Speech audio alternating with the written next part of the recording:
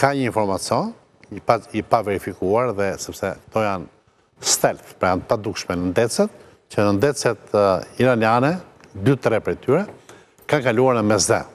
Pra ka sinjalizime që kanë kaluar Gjibraltarin dhe janë futur në mesdhe për të krijuar mundësinë e goditjes si Izraelit nga deti me raketet tyre.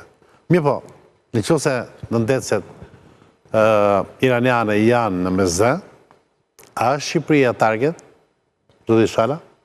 Ju e thatë pjesë e parë, unë nuk ja u sheva shumë sepse doja t'ja bëj këtë pyetje. Kur është taj periudha që na kanë kërcënuar? Ajo ka qenë 2022 gjë, unë nuk mendoj se Shqipëria sot është target. Përmanzën. Tash Shqipëria është vend antar i NATO-s, disa vende antarë të NATO-s janë bërë aleat me Izraelin këtë, po kjo nuk do të thotë që do t'i referohen nenit 5 të traktatit të NATO-s, domethënë. Pra, s'është ashtë, nuk do të kuptuar si përhapi paniku e tjerë e tjerë. Në më të qa paniku do t'jemi... Do t'jemi realist. Jo realist, në bërë ca masa. Po, me siguri, ata... Kjo është, ne jemi vend antar i NATO-s dhe gëzojmë mbrojtje për këtë...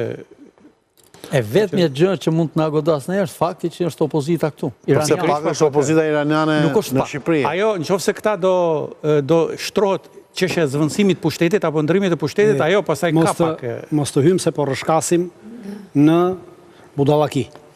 Atëherë, lajmi është totalisht i rrem, i shpërndar nga mjetet e xhalitë dhe pranimore për të futur gjithë NATO-n dhe Amerikën luftë. Atëherë, Irani nuk ka...